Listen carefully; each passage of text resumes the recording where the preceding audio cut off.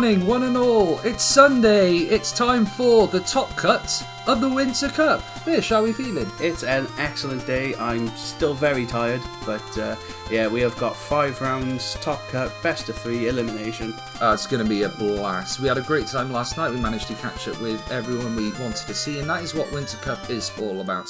A little bit of merriment, a little bit of joy, having fun with your mates while playing a card game, and it always lives up to the hype, and this year has definitely delivered. Absolutely. It was like 20 of us, for food and drinks last night, which was great. Lots of little side things obviously happening today as well. They're currently regging for the Commons. Yeah, Commons teams of 3, so that should be interesting. And we are just being handed the deck lists for round 1. We're going to get straight into it soon. So just to give you a brief reminder of what happened yesterday, we finished with a top 27 that hit the 5-2 threshold to make it into the top cut. What we did is we gave the first 5 on tiebreakers buys, and they are Mr. Cool, Wee Andy, James D, the YYT, the Broodals, and John Boy. Congrats to them. They don't have to play this round. They're already through. That's it, yeah. So we'll still be scoring the rounds as normal, but I will put next to the name for each game won so that we can kind of keep track of it and so you guys can see it at home as well. And we've got a banger to bring you for this top 32 match, shall we say. We've got Steve D of the YYT. Yeah, friend of the channel, YYT. And he's facing off against Matthew. And Matthew, or Stutz as his username, finished 6th, I believe, in the standings. So quite clearly, man knows his stuff. Yeah, and he's playing a Magissa list, which looks pretty much kind of what we seen yesterday, but it looks very spicy. And we got Steve D on sort of a Warriors Twins sort of list. It looks like more of a Fire-Water Twins. Yeah, so with a bit of Tyvus in there as well. So this shouldn't be an aggro matchup per se. It's not quite your mono ice, but it's going to be a lot of forwards out of the gate. Twins could be very impactful in this matchup. Now, as you can see, they are already on the table, getting ready to go. Yeah, so we'll go over to the gameplay table now. Give us a second. That was probably not the best way to do that, but that's the way I'm going to do it. That's how we roll. So, we got Magissa, we've got Fire-Water Twins. It's a Clash of the Fire, Clash of the Titans. A lot of forwards are going to die. A lot of damage is going to be done. High octane. Great way to get us going in the morning with a bit of adrenaline. Yeah, just going to make sure I put the names the right way around. Yes, I have. Excellent. Go we are me. all set to go. So we're just going to wait for a couple more minutes. In the meantime, we can have a little chat with you guys. How are you feeling? How are you feeling this fine morning? I know we've seen some of the people out there a bit worse for wear. Yeah, and thanks for tuning in when you did yesterday, guys. Obviously, we had a great laugh, great back and forth with you all. That was a lot of fun.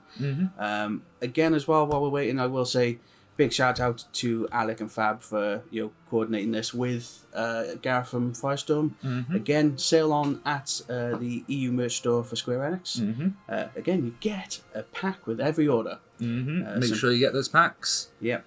And if you enjoy this sort of content, we do stream every Thursday, 6:30 p.m. British Standard Time. Or you can check us out on Next Dimension Media, Games and Hobbies, where we upload the videos for sort of edited down versions. All the information's on our Discord. Make sure you go to check it out. And just a big thank you to Square Enix for making this all possible. Yeah, absolutely. It's been a good year, I think, to get the competitions back and going. We've all sort of enjoyed the rounds. Yep. We've been all over the country playing. Some people all over Europe, like yourself. Yep. So, it's been fun touring the continent this year. Going international, getting to see people who you wouldn't normally see, running into some people you already know, enjoying different walks of life and playing cards at the same time. You cannot ask for more than that. Exactly. So we're pretty much going to be starting on the button of 9:30. Oh, we timed that well. I know, right? Again, it is a best of 3, 1 deck, elimination format. So, obviously, whoever wins advances on. You need 5 victories to become our Winter Cup 2023 champion. Any people that you're in your unbiased opinion, obviously Jenny, but for anyone else or any of the lists that you think that we've seen, anything you're looking forward to here, Giddy? There's a couple names I recognise on here. When you're touring around, you meet all sorts of different people, different play styles. We had Mick Mole on here yesterday talking about the pentagram of play styles. I just want to see good cards. I already think we're in for a good matchup to start with. It's going to be very back and forth, very swingy. horror one of you. Or Yep. anyone. Sure. Well, Can And we we're swap being sides just because Steve's like Yeah. it's No. here. Yeah, Not not, a a problem. we'll swap that over. All right. No worries, All right, guys. we just got to tinker with the scoreboard a bit, guys, and as soon as that is done, we should be good to go. And going back to quickly what we said about this year, I mean, we got to chat with a lot of the players yesterday about their experiences of 2023, and on the whole, it was very positive things to say. Yeah, I feel like after COVID hit and obviously the scale back of competition on a large scale, it was nice to see that coming back in full force. Everywhere was trying to get into the full swing of things, getting Euros qualifiers, World qualified. So yeah, it was great to see that all come back. Right. So I believe that Steve is there, and Yeah, just updating it now. Just brilliant, give me time, Kitty. I gotta type this. Monsieur. So, what do you think this is gonna? How do you think this is gonna play out? So, I do. I think one of two ways. We see Magissa come down, followed by the twins, and then Magissa does nothing, or Magissa runs wild and the twins are too late. I think with cards like the twins, it very much creates a sense of mutually assured destruction, for lack of a better word, because you have the stare down between the Porum and the Magissa, and it's going to be a case of who blinks first. Yeah. Does the Porum blink first and the Magissa respond on top, or if the Magissa blinks and the Porum tries to cancel, is there a follow-up ping on the Magissa, or the Tivus for that matter, playing forwards for free? Yeah, we do love free around here, guys. It's kind of the running theme of the weekend. And we've also got opposing people in the chat already. We've got one going, let's go Matt, and one going, great to see Steve D from YYT. Yeah, place your bets now, ladies and gentlemen. We give good odds on great quality content, and that's what we can't wait to see. The decks are getting shuffled. We are literally seconds away from kickstarting this show. More YYT cheers in the chat. Make sure you cheer for your mate, your friend, your pal, your buddy. And also, we promise YYT guys should try and not murder people again. Sorry, our bad. We did get called out a bit for that last night. But fair play to Daz, man. Took it all in full stride, and he definitely thought he was going to punch Kitty. No, I'm just kidding. No, we all had a laugh about it. It was great fun, and that's what Winter Cup is all about. Taking that little competitive edge off and just enjoying our time. Yeah. Come on, guys, let's get those decks cut. We want to see some cards coming down. Yeah, I'm not sure. Maybe there's a bit of a delay on timings here. So let's take an opportunity to highlight some of the interesting cards that could pop up. So I've got Matt's Magissa list in front of me, and you have all the usual source of pings, your Zande, your Palom. There's also a Red 13 in there, which is very interesting because Red 13 is a warrior, which means it's Tivus searchable. I'm not quite sure if it's, because I can't see the image in front of me just yet, if it's the Red 13 that is the ping, or if it's the Red 13 that plays a big boy. We're going to find out now. Yeah, well, we're let's have something that's... Well, that's good. When you search Red, it just gives you Polems. Oh, there you go. That's because it's doing that to me. 17. We're looking Opus 17. This one, right? Yep, it's the ping one. Okay, so that makes sense. Let's get that on the stream. Yep, that's the one we got. That's the Red 13 we got in the deck. Discard a card, 7k. When it enters the field, pay 2, 7k. Just another source of pings. We've also got Idolus for a bit of recursion. The Axstars, the Furians, the Azukis, the Gutsko, pretty standard. Larkicus, a pretty interesting addition. He's gone for the Hedgehog Pie instead of the bombs. I don't know how I feel about that one. Yeah, it feels like the Hedgehog Pie, the discard might put you back too far CP-wise compared to the bomb, which obviously, I believe you just pay 1 for, if I'm correct in saying. It very much, to be honest, with bombs, I don't mind discarding for the cost because I'm also getting a bomb back. Yeah, but then you're discarding for the Hedgehog Pie. It's 6 of one, half a dozen of the other. I mean, someone out there who knows math better than me should be able to figure that one out. Otherwise, pretty standard as far as most Magissa lists go. There's a Squall, there's a Tivus, there's always a Tivus, there's a Cyan. What do we got on Steve's list? As you would expect, sort of a lot of 2-drops. You've got your 3 Ethereum, Palm, and Sedan. Mm-hmm. We are seeing just a 1-of left here in this, but with 3 Wood and 3 Yazuki. Mm-hmm. Now, I believe Yazuki is usually played around the 2 mark, right? Or do you think that's changed a bit? I think it depends on how much you value Yazuki in this meta. And Yazuki is very powerful in this meta, do not get me wrong. The card can counter so many different decks. Warrior of Lights really struggles against it. They need to find alternative sources of removal. Mono Wind, although we haven't seen much in the way Mono Wind is the same, outside of the Typhon, they can't really deal with it. Yeah, I think another shock for me on Steve D's list here is 3 Yazuki, but only 1 Cactuar. There's Firewater, so that Cactuar's just there for that little option. Yeah, but again, I mean, the fact you can play it free off the Tyvus. I know Tyvus is kind of like a lightning rod, but 9k is hard to deal with. Mm-hmm. So, should be interesting. Not quite sure what the hold-up is on the round here. I think we're still waiting. I can hear Alec talking in the background, so we should be getting underway as soon as possible. As we can see, Steve already discussing through the plays with his opponent. So, is he feeding him false information? Is he creating a ruse? Nah, Steve, he's just being honest. He's a top lad. So, we should be we're getting a little bit of information now, guys, and we should be getting underway in a second. Apparently we're not starting in a second. No, so we got 3 players MIA at the moment. So we're just waiting on them before we can start round 1. So yeah, we just continue to sit, we wait, and we waffle. Mm-hmm. So go on then, chat. What more decks do you want to see in the top cut? Obviously, we're bringing you Firewater and Magissa Tyvus, but these are decks we're already familiar with. Is there any niche ones that you guys particularly want to see? We saw a Gilga FFB yesterday. We saw Water Lightning. We saw Sky Pies. Yeah, I think a lot of those have dropped off. I know we're probably going to see a lot more multi-element R-End again. Mm-hmm. So, I'm just for our own peace of mind, a little bit of aggro will be fine, but will it make it all the way? It'll be interesting to see. Aggro's fine in healthy doses. As long as it's not FF13, I can feel the twitch happening already. Would you prefer the Rogers or the Lightning?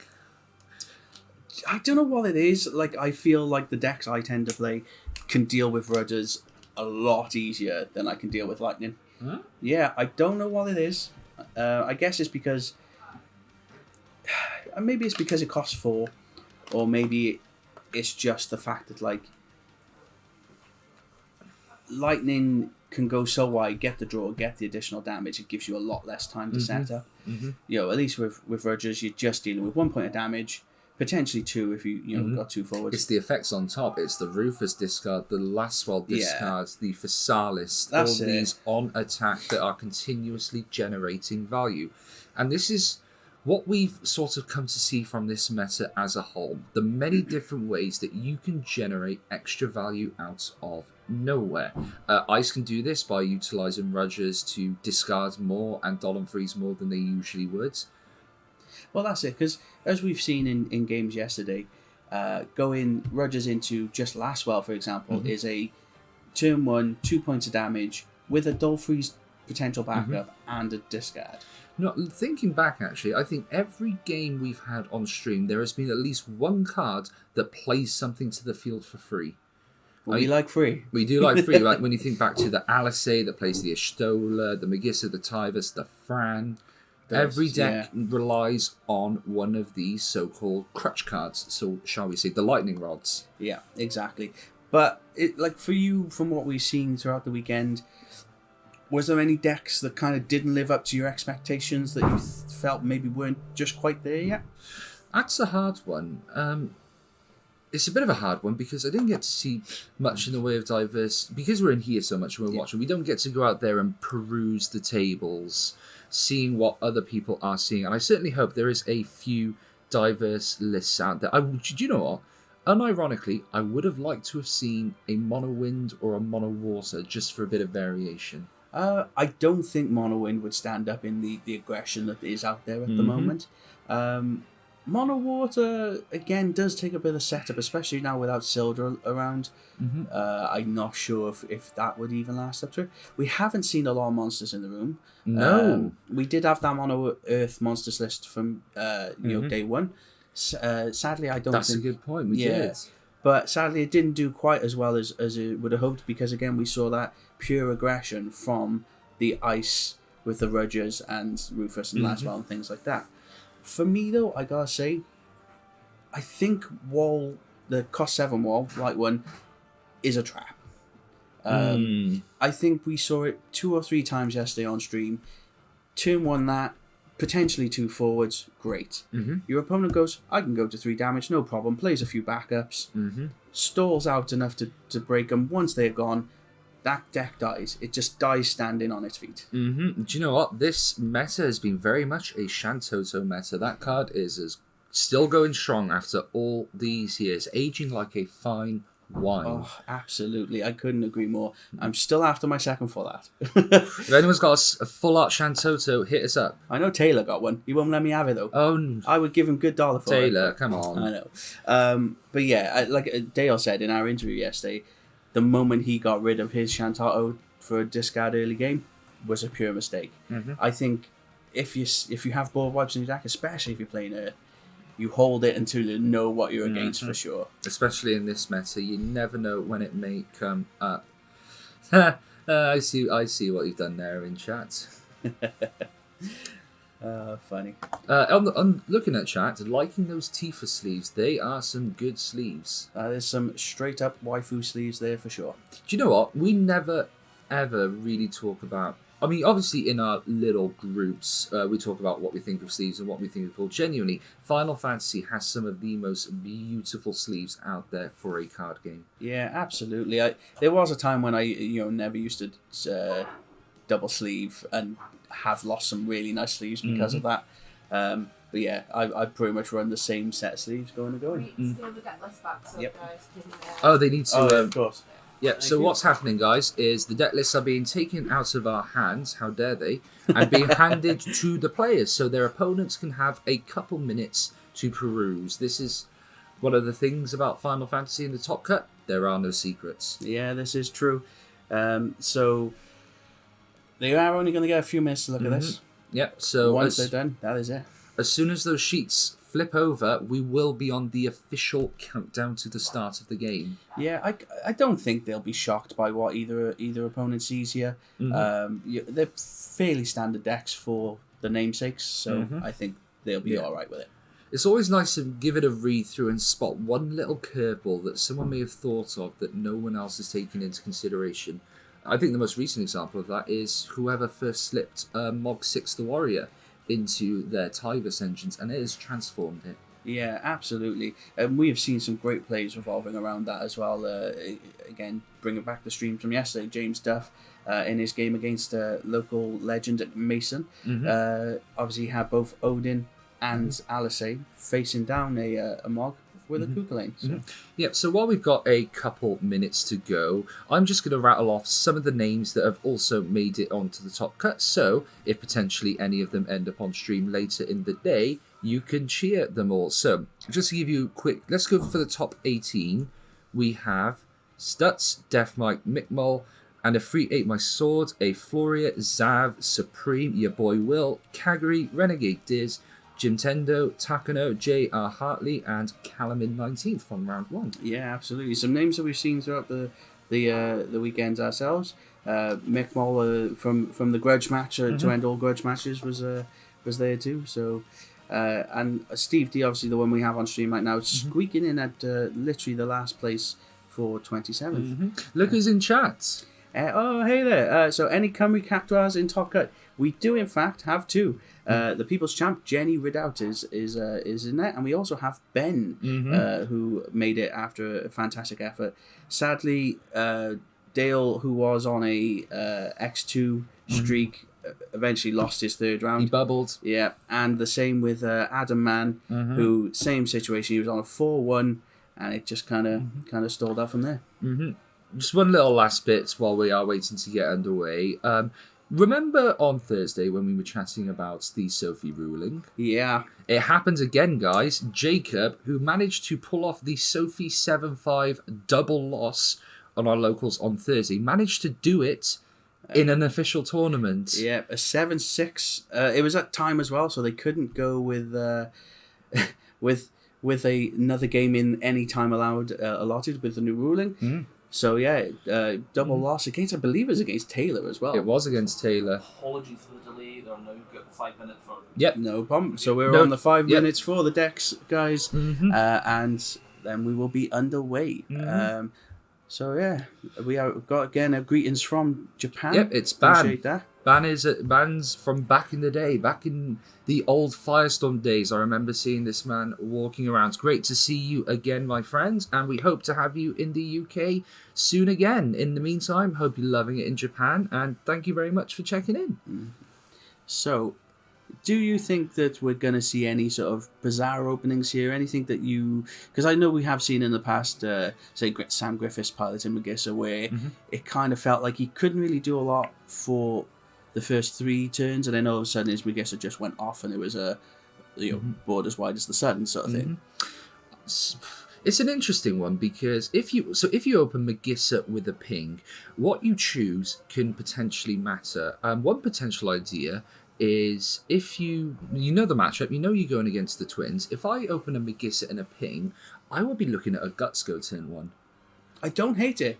You're going to obviously get all those cards, but again, you are against the Palm combo. You lose the ability on that Gutsco, you lose those cards. But if you lose the ability on the Gutsco, you're not losing it on the Magissa. True. This is it. You're creating a dilemma. Yeah. So which value do you want to stop? And I think it depends on what cards Gutsco hits. Personally. But the more cards Gutsco hits, so your opponent's going to be blanking and blanking that Magissa, and then that Gutsco is swinging and potentially netting up a stack. And, as we know with Gutsco, it's when it leaves the field. It is not when it's broken. Not that Steve could bounce it. That is an option. But the point is, there is no way Steve can really Dolan freeze this Gutsco out of commission. He can blank it, but then he's not blanking the other things he needs to potentially blank. I said blank too many times there. Blankety blank. I said a blank, a blankety blank. But that being said, though, if the twins are in combination, you only have to deal with Magissa once. This is true. Then you can deal with the Gutsco. If a Magissa comes back, you deal with it then. So... I mean, Magissa could also just take the safe route, play the Alpha No or the Bash, depending on if he wants to dig out cards for a later situation. In the meantime, if Steve doesn't want to take the early Twins route, build up a bit of backups, get the characters down for Furion to start netting you those cards. I'm not sure if he's running Arciella as well. It's one of the options. Firewater is always been one of my favourite element combos because it's very tempo mid-range, and that's my favourite style of getting in, playing down pieces and generating advantage. Yeah, exactly. I don't, from what I remember, first thing in the morning, guys, sorry, I don't remember every card on his list, but I do not believe there was an Arciella there, but don't quote me on it. We'll double check. It's amazing how much the mess has changed from the last set. Yeah, again, though, we are facing the sort of Worlds effect, as we sort of said throughout the weekend. A lot of interesting decks there, the world champs in the building as well. So, again, I believe, from what I understand, Mr. Cool is actually on one of the wall packages. Is he? That's just what I heard through the grapevine. So, again, don't quote me on that. I want to get these deck lists back, so I want to see how much potential sources of burn either side has. There is going to be a lot of fire in this game, suits me perfectly. There is going to be a lot of forwards having to take hits, knowing the reaction times in this match is going to be so crucial. Yeah, absolutely key. But then again as well, the Magissa deck does have, I think, one flawed weakness, is trying to get to that Magissa. If you mulligan, you don't see it, you're already 10 cards deep, but it could be way out of reach and you could be in real trouble. That's where our good friend Tyvus can come in to save the day. Exactly. So if you don't draw one, you play the other. Whereas Steve has a bit more options open to him on his opening gambits. He can go for the backups, he can set up the twins, there is a choice. Yeah, exactly. And the thing is as well, is because your opponent is going to get so much value in potential from Magissa, you need to keep your resources available. Exactly. So I don't hate if, for example, Matthew does go a couple forwards first turn here. Mhm. As long as Steve D does have some removal and he can go a couple turns of backups and then deal with those couple of forwards and take a few points of damage, that'll be fun. So when I had a glance at Matthew's list, I think it lent more heavily onto the Magissa side of things. A lot of the cards that were the cards you were playing off the Magissa were to facilitate the Magissa. Now we already see the Red Thessine and the Zande on top of the Palom and the Mont Blanc. So there are 4 backups that can burn. Yeah, exactly. There you go. The deck lists are handed back. We're nearly there, guys. Oh, Yeah. so the format for today, one deck format, BO3. Win and you continue. Lose and see you later. Thank you very much. There we go. So we got the deck list back. So you can have Steve D's this time. Thank you. So, looking at it here, yeah, I think, you're definitely right looking at Matthew's list. A lot of facilitation around the Magissa and not really heavy removal other ways, though, which should be interesting.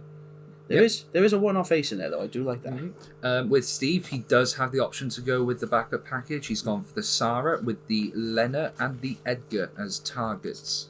He's also snuck in Zidane's because if you can play Edgar, why not play Zidane? But look at the Phoenix as well. The Phoenix. Yeah, so Phoenix, Opus 3, that Phoenix. Here we go. Here we so go. Idola straight into the Magissa. Into the Zande. And response, Kukulane. No effect. Yeah, I don't hate this at all from Steve D Nope. here. Perfectly correct play to make. And that is a pass. Does he not still take damage?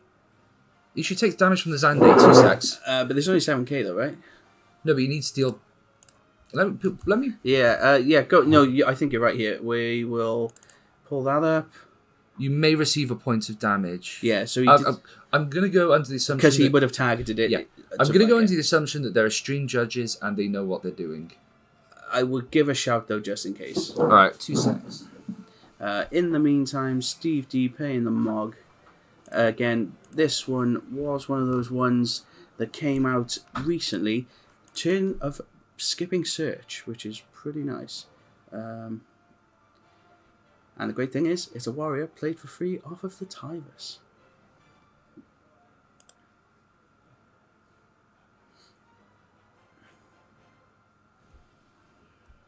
So Kitty just gone out there because again he did target with the Zande, so there's the point of damage now, and hitting a wall. Oh, that's painful. That is painful. Now that Kukulane is looking even more spicy after that. So yeah, just to reiterate, guys, I know Kitty's already said this is a best of 3. Yeah, we got it. Yeah, this is a best of 3 though, so still early days, yeah. It was a wall hit as well. I saw... Yeah. That's not the end of the world, actually. Not in No. this deck. But it still feels like it hurts, and it feels like that Kukulane got way more value out of it, you know? Well, Steve has instantly responded with a Tivus and a Mog says no to Magissa. Yeah, it certainly does do that. Morrow. It's that Morrow. It's the older Morrow. So, Let's bring that one up. Morrow has haste, and I believe it's when it forms a party, you discard 1, draw 2. This one, I believe. Yay! Yep, discard 1, draw 2. On damage 5, when it forms a party and attack, deal a point of damage. It does, the way it looks, the Mara in the background be like, dance for me, my puppets. That is a powerful Ava. So, Magissa is on the board. Mog says no. How do you approach this now? You need to kill the Mog, but even then, he'll just sack the Mog anyway. Yep, there you go. Bait that Mog out. Yeah, might as well. I think that's the only option you've got. So, in Steve's D-hand, we can see a ward. A double Brynhilda. That is actually not great. No, you can't deal with Magissa That with ping way. damage. No. Definitely not. You think you might need the playmats? Well, maybe there might... I don't know what's going to happen with them. We'll see what happens. Yeah, there, you know... Shame you didn't come over and buy a ticket and come to Winter Cup. You could have one. So I'm assuming, in response to the Mog, the Idolus is happening. Okay, so what are we doing here? So I think Steve is going to still... Yep, he's casting The Phoenix Phoenix, yeah. and the Brynhilda. I'm assuming Magissa will not get the search because the Mog has resolved at this point. Exactly, yeah, exactly that. Yep, he was trying to Idolus his own Magissa, and that went wrong. Meath, does he have a dual colour to discard? He does. Oh, it's a Yuzuki. So what do we get here? The Tyvus or the Magissa? Or something to deal with this Porum that is going to get very annoying very quickly. Yeah.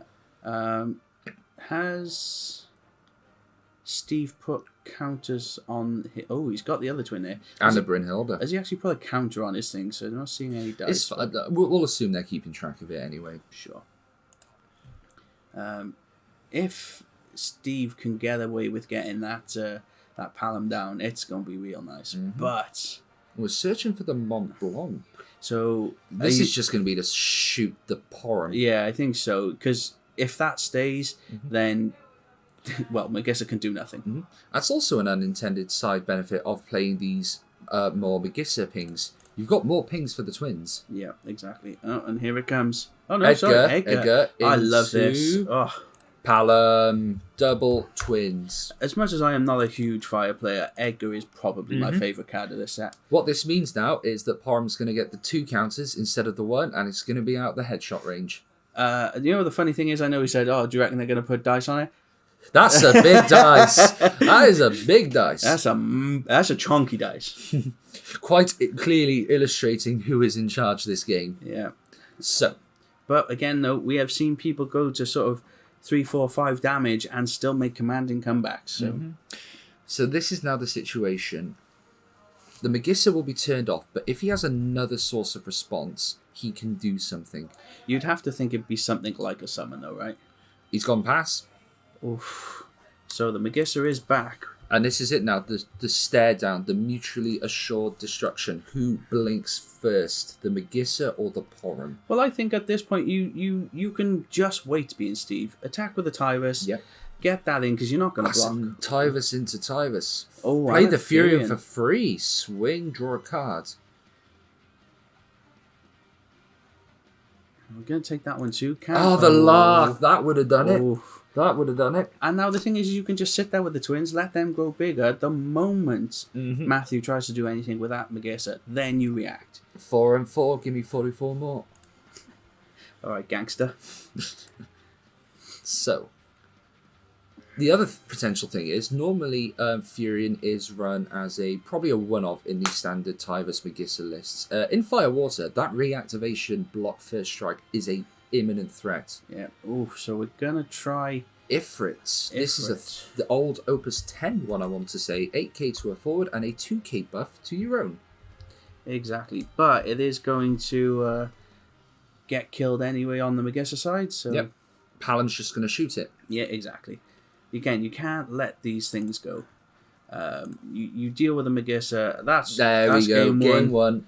So, Steve straight to the point. 1-0 up here in this best of 3. Mm-hmm. There we go. Just get that updated for you guys. Twins are uber strong. Yeah, they are doing well. Again, as we discussed with Jenny, they just seem to fit in again with most places, like multi-element, like Firewater again. These decks are seeing a resurgence, which is great. Chatting hit the nail on the head. That was clean, absolutely clean from Steve. Not a step wrong, not a foot out of place. Everything to the letter, and he comes up trumps as a result. Exactly. Do we think that Matthew has the I won't say the ability, because obviously he's made it to Top Cup. We know he can play these cards. We know he can play them well. But does he have what it takes to get around that perfect board? Well, the whole reason, or the main reason that went square for Matthew right off the bat was that Kuka lane. Yes. That really hurts. It was a great... You are shutting down any value that the Magissa is going to get, as well as drawing a card. It costs you 1 card, because you get the draw back, Yeah. to turn off a body and a search. That is Value Town if I've ever seen it. And Steve is playing not 1, not 2, but 3 Kuka lanes. Yeah, and I don't blame him at all. It's a staple water card. Yeah. Great EX burst. Why would you not? He's got 13 summons in total. We've got 3 Kooks, 3 Brynhilde, 2 Amaterasus, 2 Phoenix, and 3 Leviathans. Yeah. That's the thing. I don't think there's anything here, unless Matthew goes really wide really quickly, where he can really deal with anything properly on, on Steve's side of the board. Most of his removal is centered around just being able to target Magissa. Thank you, Steve, for showing us. So we don't have the Magissa, the Kukulane this time, but it's fine. We've got a Porum and we've got a Sarah. And there's Bash taking the Ami's damage. Interesting choice. A lot of the Magissa Tivus lists I've seen don't run Ami. I think you have to, though, because your main fear is always going to be the board wipe. That's true. That's true. You're using a lot of your removal on getting your board so wide. The one thing you need to do is protect that board. Ami has always been a very good card for an aggro deck because it stops the board wipes that stop you winning the game. If you're saving that Ami for the correct cards and you time it perfectly, it is the difference between winning and losing. In the meantime, Steve sees a Bash, and he's probably not too bothered by it. He knows the Magissa is coming.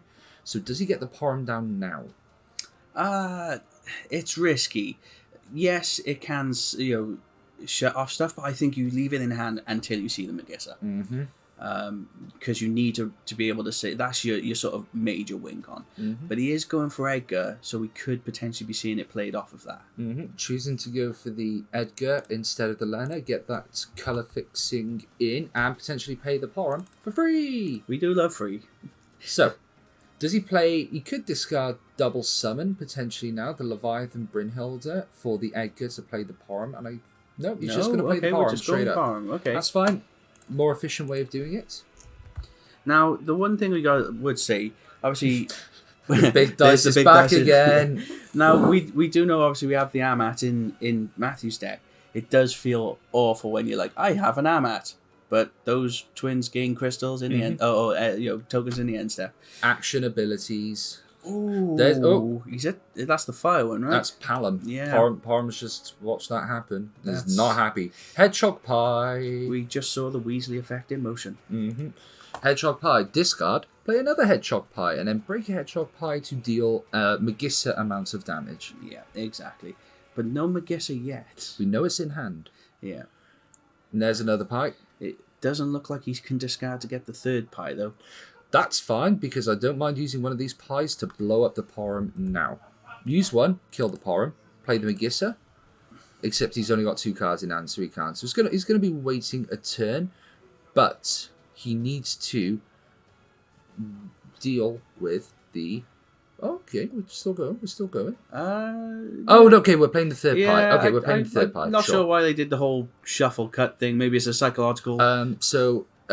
You can't play 2 hedgehog pies at once. Technically, of course. This is the correct way to do it. I mean, it's a casual tournament. You could probably go, do you mind if I just play 2? Yeah, sure, mate, crack on. But, keeping it by the book is never a bad thing. See, now, I don't hate using one of them here just to get rid of the Porum. Although I would say that's probably telegraphing the Magissa. We've just seen the Zidane. That could be brutal. Edgar Zidane. I think if Steve does it, it could be on for another win. And you can't use the hedgehog pies to kill the Zidane because you need those for your later Magissas. Here Edgar goes. Zidane. There's the Zidane. Oh. Show me that Magissa. Get it out of here. Oh, that is absolutely brutal. Goes to the attacks. If we hit any extras yet, you can keep that, I think. Yeah, I would let him keep. You've already got Magissa pings. Oh, no. Okay, sure. And then take the point of damage. What's in the box that always rocks? A Zande. That Zande would have been a good draw. Just straight kill the Zidane. Yeah, exactly. That Zidane, though, hit at just the perfect time there, I think, for Steve. So, did Matthew draw the Tivus or the follow-up Magissa? I think... to be honest, if he had the Magissa, I don't think he would have hesitated just because he has the hedgehog pies. But is he passed? Oh, no, okay. I was going to say, I saw a point there. Draw a card. Lena. That's not what you want at this stage, is giving Steve more cards. Because right now, this is actually a decent state for Matthew. Yeah. So we've got Meath. All right. Discard the multicolour. Axstar. Are we getting the Magissa? We must be getting the Magissa. again, and then what we're going to do is we're going to use this Idolus to shoot the Zidane before it swings. Yeah, I agree. Losing an early Cactuar as well isn't too bad. Matthew's got 3 in the deck, as we would expect. It looks like his Guts goes in the bin already as well. Mm-hmm. So he's got plenty of the options that you can play off. Magissa and Tivus are not the problem. The problem is getting them to stick to play them in the first place. So did he actually get the Magissa there? He did. The Magissa is the card in hand, and he's left the Idolus up because this should be shooting the Zidane to stop the Magissa from being nicked. Yeah, absolutely. I kind of froze there for a moment, thinking, did he just mess up? No. I saw you. You're right. The Idolus is gonna have to nuke this Zidane before it attacks. Steve needs to swing with the Zidane because he needs to clear this Idolus off the board as well. It can still technically generate CP, although right now it's being used as a deterrent. Yeah.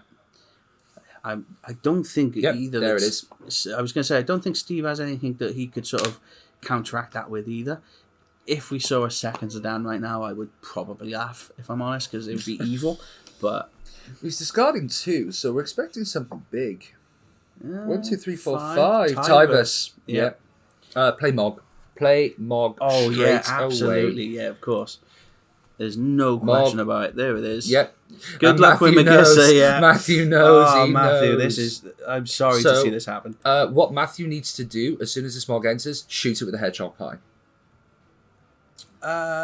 Shoot it. Shoot it during Steve's turn, so Steve has to use it then, so then it's clear off the board for the Magissa, and he's got 1 Hedgehog Pie left. Yeah, you know, we can see from his deck list he can get any number of ways to interact with his Magissa, so losing 1 more Hedgehog Pie to be able to go wide is not terrible. Oh, he drew the Cuculain. He drew the Cuculain. And he's gone with the Hedgehog Pie effect. Oh, no.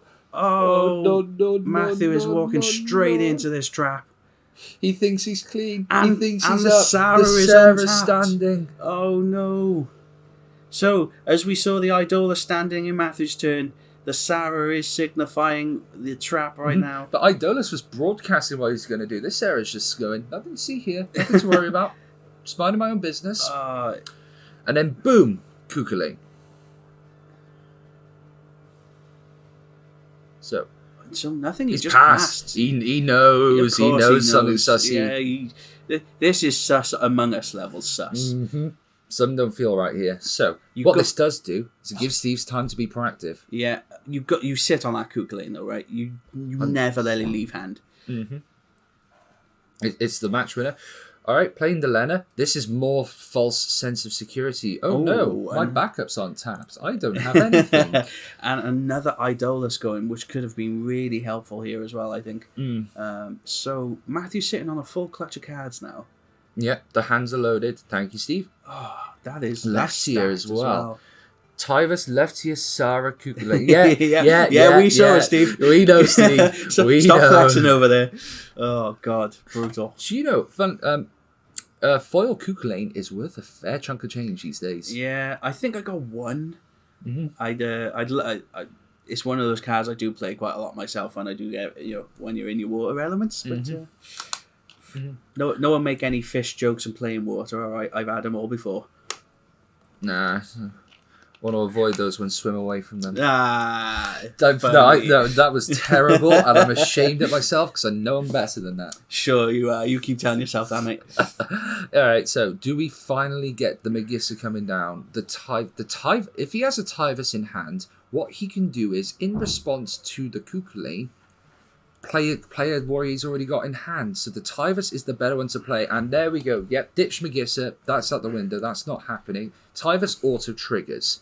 Now, he could always hold the Tivus effect in response to the Cuculain. So this is much better for him. I still don't think you risk using that Cuculain here. It's not, no. It's the Tivus is going to happen regardless, so you don't Cuculain the Tivus. Furion, interesting thing here, because Furion does require 5 fire characters.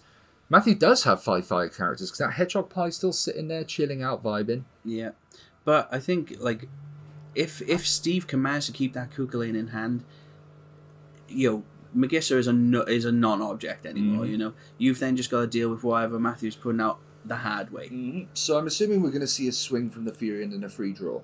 Yeah, of course. Yep, Why there would it you is. Big thumbs up from Steve. Take your free card. I get a selfie. Never punished. Never punished. Hey, just because you have great skill doesn't mean you don't need great luck. Yeah. I almost thought you were going to go with great skill comes great responsibility or something there. Yeah. Oh, you get a Furion. I get a Furion.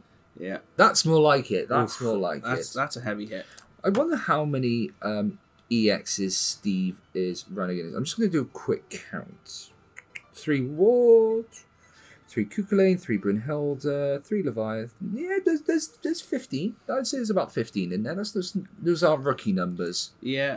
The thing is that, again, we've seen the Phoenix once already. Mm-hmm. Again, bringing back Zidane would be pretty brutal. Yuzuki is a big drop if he can play it now. Well, he's still got his Tyvus effect. Mm-hmm. Tyvus into Yuzuki, I think, already creates a very strong board state. We're going with the Furion first. He could well be wanting to hold on to that Yuzuki for the Furion discard because Yuzuki counts as both fire and water for the purposes of the Furion. Yep. Mithril Iron Fist in chat saying Steve D likes his EX burst. To be honest, everyone in the room's running 20 plus EX bursts at the moment. So Yep. So we're forcing out the Hedgehog Pie, and the Sarah is discarded as a response. I don't know if I like that one, but okay, we'll allow it. It does mean Matthew no longer has 5 characters, so Furion will not be getting the draw from now on. no, exactly. Not until he plays something else. No, and sadly, neither will Steve D here. Oh, yeah, because it's 5 characters he needs. It's characters. It's characters in Oh, general. just characters. Characters. So he will get his draw, so that's Yep.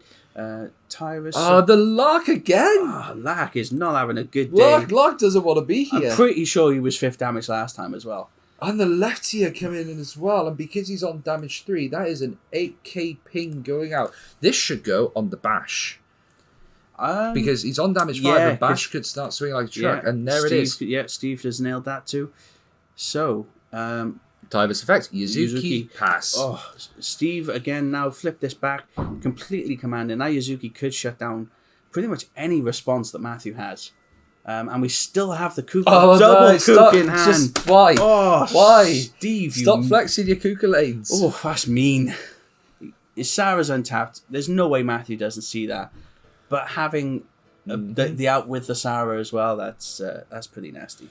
And the Cuchulainn just covers all the bases. This is it, the last dance of the Squall. Squall has a very good damage 5 effect. It's got, first off, it's got haste.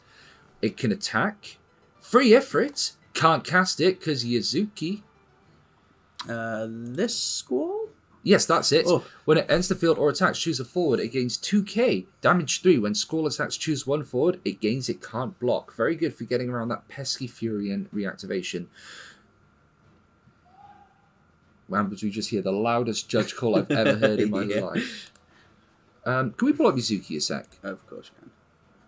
I just want to double check the wording that it's ability damage and not summon damage. In the meantime,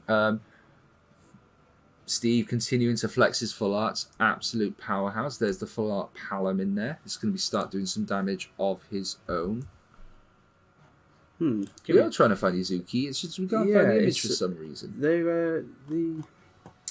It's fine. There's no stress. You keep talking. I'll fix the stuff. All right. Here comes the ward for no value because the Yuzuki is still there, but it is a body at the end of the day, and what a body it is! Man's been hitting the gym.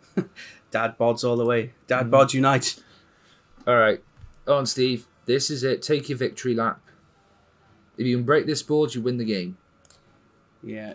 I mean, if you can get rid of the Tybus, everything else is pretty small. He has double twins in hand. Unfortunately, they won't be ready until next turn. No, not enough. So Furion can get in here, no questions asked, because his Furion will always be bigger than his opponent's Furion. Yeah. Oh, he hit the Phoenix, so into the Zidane. I wonder what Matthew's feelings seeing Steve constantly flicker his hand to the camera. Yeah. If that doesn't say, I got the nuts, I don't know what does. Discard 1, discard 2. That means Furion is a 9k first striker that activates. Yeah. See you later, Ward. Thanks for taking part. He tried his best. Thinking about it, he didn't need to do that at all because Lefty is on board and that increases by 2k. So he only needed to discard the Palin unless he wants the reactivation for some reason. But now we're going to cast the Phoenix. We're going to play the Zidane. GG. Absolutely commanding.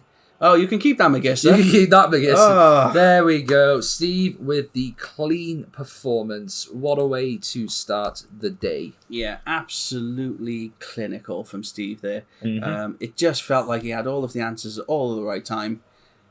You can ask for more, really, I guess. And what better way to break that one down than from the man himself? We're going to take a quick couple minutes and then we will have Steve in here for a bit of a chat about how he felt about that very clean performance.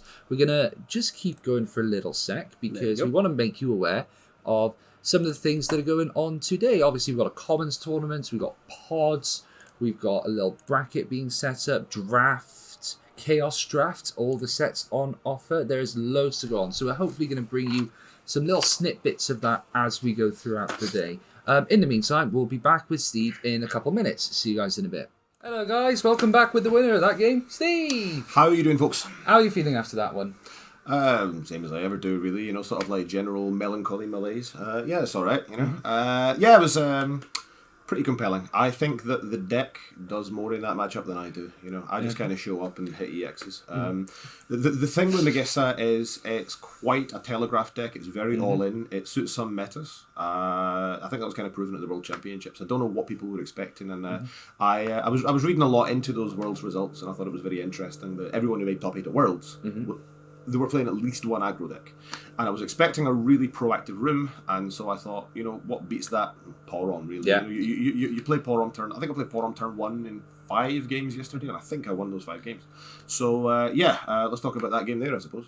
Well, that's it, because we built that up as very much, as you say, sort of akin to a Mexican standoff, where he's sitting there on one side with his Magissa and his triggers ready to go, and you're sitting there with your Porom and your Cuculanes, and it's who fires first from the hip, who can react at the appropriate time, and at that point, the advantage is necessary. And we saw this perfectly in game 1, where he went turn 1 Magissa Zande to the Cuculane, and that was a huge advantage swing. Is that why? Because we looked at your deck list, you got Cuculane in there for a similar purpose. It says EX in the corner, man. EX and draw a card. It's the only thing better than a Porom is a Porom your opponent can't see up front. A Porom with back attack that dies on entry but draws a card. You know, it's and has an EX for some reason. So I initially came into this event thinking I wanted to play Magissa, but I wanted to play a different version of Magissa for a couple of reasons. We were chatting about this Friday. Yes, but not to these folks. I thought that Magissa was a really good aggro deck, and it naturally was pretty good against other aggro decks because fire cards kill things. And I thought I could improve that even further by taking out the fire cards I didn't like, Gutsco, and putting in more water cards because all the good warriors are water. And I settled on a list I was really happy with, and it was smashing locals after locals after locals, doing really well in testing. And for some insane reason, I think like a prophecy spoke to me in a dream or something, and I thought, let's not take that deck. Let's take out the Magissa stuff and put in some more summons and things. And that's kind of how I landed on what I wanted today. I thought it beats aggro decks very well. And that's kind of my journey through Swiss yesterday. Lost the control games, won 5 aggro games. So you're doing well against the aggro field. Did you come up against any more control-y tempo mid-range matchups where you had to go through the backup route? Because we saw you still running the Sarah, Edgar... Leonard's the other one, where you could play a slower game, build your backup, start swinging with a Fury and drawing more cards, creating a bit more tempo on the board. Basically, every aggro deck has got a kind of alternate economy. Mono Ice has got the economy of your opponent doesn't have an economy. Magissa's got, Tyvas and stuff, and you're playing your cards for free, so you kind of don't need backups. Your natural plan is you're not going to need many backups. Curving to 5 is never really going to work unless you've just won the game anyway. But my first 2 games actually in Swiss, one of them was against like water, lightning, control and stuff like that, and it was unwinnable because he's playing that many Ixions. Ixion, cool card. So one thing obviously we were talking about out there, the cheeky wave at the end. You loved it, right? Goodbye. I know from doing some commentating in the past that it can be dry and it can be hard. I could phrase that better, couldn't I? You fit in perfectly here, Steve. I know it can be... Welcome to the club. It can be very difficult for you guys to have insightful things to say sometimes. And there's nothing I hate more than commentary where someone says, oh, I wonder what they've got in their hand. And I like to show my hand, not as a flex, not as, I know I've got this. It's not a confidence move. It's to give you something to talk about and give you an insight into what I'm thinking there. Yeah. And what I was thinking there was, I have a Cuchulainn in my hand. Why is this not my damage zone? But yeah, it's... the wave to the Magissa, it's kind of... my voice is really bad today. Nah, it's all good. We were shouting in the pub last night. Cardiff on a Saturday night is like Tortuga. I He's not wrong. I said to my opponent up front, I'm not normally one of those gamers who points at cards and doesn't talk. And I come to these events to have a social experience. But my social experience is being whispered like that stalker on your phone at midnight. You know, it's I thought, you know, how can I communicate effectively that I would like that Magissa to be removed from the game? Could write him a letter, you know, write him a song, you know, not sing the song, or wave at the Magissa. I'm not normally that cheeky, but you know, sometimes it comes through. Just don't book in an Uber; they're very expensive these time of years. So, obviously, you've mentioned a couple of the Swiss games. Is there one that particularly stands out to you from your experience yesterday? I don't think there's a really polite way to say no. I played against 5 aggro decks, and those are really quite easy. The deck was designed to be aggro decks. It's got multiple plans for every single aggro deck. All of the wins were... I sort of knew from about turn 2, okay, they've spent their hand, I've not, and I can react to everything they can do. There's nothing that could surprise me here. The losses are more open to analysis. I think you learn a lot more from a loss than you do from a win. Wins give you confirmation biases. Losses give you insights and things you could change and opportunities to introspect your decision tree. Game 1, I'm never going to beat 3 Ixions, 3 Man in Black, and waste to protect a Man in Black. But round 2, I played against 4 colour, and that should be a good matchup. In theory. I think so, yeah. Like the Mog being able to stifle their backup chains and stuff, you know. And I think round 7 yesterday, I got to say, no, you're not allowed that Tyro search, and my opponent just, you know, saw their soul seeping out through their nostrils. At least I think it was soul. That game, I think I kept a hand that was like Sarah into Edgar, and I've got a million 2-drops. I'm sure I'll draw into something useful, but I didn't have anything better to do than Sarah into Edgar into Palom on turn 2. It's okay. And I know I'm not going to beat 4 colour if I let them set up. You know, that they have a more ambitious and a more incredible end game, and I can't really clear effectively boards that include Warrior of Light and other stuff. By that point, they're very ahead on economy. So you have to attack. Yeah. And I attacked into Ward in 4 colour. And there's like 9 fire cards in the deck. And I stare at this EX for like 2 or 3 seconds, like... Wait, what? Ward? Ward. There was no Tyvus, there was no Warriors. Ward EX in 4 colour, and I'm like... I drove 400 miles for this. I'm now going to go 0-2 because of a ward in 4 colour. Not to mock people's card choices, the EX worked. You know, the EX swung the game. So did the next 4 EXs. So that was not a spirited moment. But brief journey through Swiss yesterday. Water Lightning Ixions, 4 colour, Turks, interesting. Mop them up with twins. Mop up every aggro deck with twins, really. 14 kill you on turn 2 deck.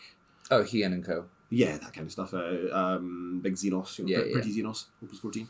FF13, and then JFB on the mirror. It was like 48 card mirror. I won that one because I won the dice roll. We both had like the exact same hand. We both had Sarah. We both had the Zidane to go like turn 2 Edgar Zidane, but I won the dice roll. And I really think that it's... there's a thing in chess called centipons, and it's like you might not be pieces ahead, but your position and your interactions and the way that you're protecting, you gain a lot of centipons from being the first person to put a Zidane into play. You know, I wish there was a measurement for that in Final Fantasy. And then the final run was against 4 colour, and it went the way it's supposed to. You're kind of aggressive, and you got a really early Mog in play, and then your opponent misplays into the Mog. You know, so. I didn't think I was going to go 5-2 after going 0-2. Big shout out, by the way, a few shout outs. Madgers Market, couldn't do without Madgers. Love the boy, incredible guy. He was on stream yesterday and never mentioned his own shop once. How is that for integrity, folks? He was beating you guys up so much. I did not receive kickbacks or sponsors for this or something, but bye from Madgers. Lovely, lovely guy, incredible fellow, responsible for all of my full works. Almost all. Enough, anyway. Shout out to the YYT, couldn't do it without such a robust and friendly testing network. And also a shout out to Jordi Costal, who came 3rd at Euros. He has been a friend and confidant, and mostly his motivation that made me swap off the Magissa list and take a similar but Magissa-less list. And it's doing all right so far. So, thank you, Jody. Brilliant. Anything else from us now? Go on, while we've got you here, and obviously you like to ramble and we love listening to hear you talk, so just give us your 2023. How's it been as a whole in your competitive experience? I was going to go into the mortgage and all that kind of stuff there. You do not want to hear about that. Scottish law is a weird place. So 2023, I don't know, I'd call it the hero's story, but I'm not really a hero. It was hard. I came to the Paris Materia Cup playing Mono Wind, and this is when everyone was playing FF13, and I thought, I've mathematically solved it. I'm Rain Man. I'm gonna play Euphies, and I've done the maths, and something like 52% of the time I would have seen the good Euphy and an other Euphy by turn 2. Including things like Chocobo, digging and stuff like that. It's probably more than 52%, but 52% is not like a good survival rate. And I say this in my videos when I'm talking about probability and things. If a doctor told you you've got a 52% chance to live, you'd probably write a will, and not play a Euphy deck with your last moments. So I think I missed out on cut by one game in the Cardiff Materia Cup, and that started a streak of going to events and then missing out on a Euro spot by one game, making a lot of top cuts. And for a while I was thinking, I'm really not that good, it's but I look around me and I saw there was a lot of other really good players who still had not made Euros. I look at players like Zav and Jackie and people like that, and they came second at the reunion event and whatnot. And I owe a lot to those guys and their can-do attitude and good old northern wit. But it's inspirational in a way that if you try hard, and you actually have to try hard. I don't think I would have done as all right as I did this season. Made Euros, broke even at Euros and stuff like that. So it really takes luck as well as skill to make worlds. They are human too. Don't put them on too much of a pedestal. Great humans, very talented humans, but sometimes you have to deal with the cards you're dealt. The biggest thing I had this year was actually play a good deck for once. Now and then play a good deck, because I think I put more faith in fun for a long time. I wanted to play my deck my way and stuff like that. And I think the days of the Cymru Cup, Winter Cup replacement 2 years ago, I was able to win with Water Earth Mill, and I'm like, as soon as I saw Wind Zidane in Opus 16 printed, you're never going to get to do that again. Nope. The anti-mill is too strong. So it's been a good year. I've enjoyed 2023, really enjoyed the competitive circuit this year. I think the events have been well subsidised. I actually really like the shift towards high-end and alternative and unique promos, because there's collectors out there who will happily buy me a set of dining tables and chairs and things in exchange for my tournament winnings. So please, folks, if you've never tried hard before, try hard at least once in your life. And I don't mean that in a condescending way, but for events, do something. Try and follow the meta, try and understand why it works, and if at first you don't succeed with a deck, I said to one of the folks in the YYT who was having a hard time with Storm, you have to lose 75 times with Ice Wind to win, once, and then you'll start to win a lot. You need to lose to learn. Well, those seem like quite endearing messages to leave off with, so we will end it there. We'll do a Be Right Back, guys, and we'll be back with round 2. Thanks for coming to the TED Talk.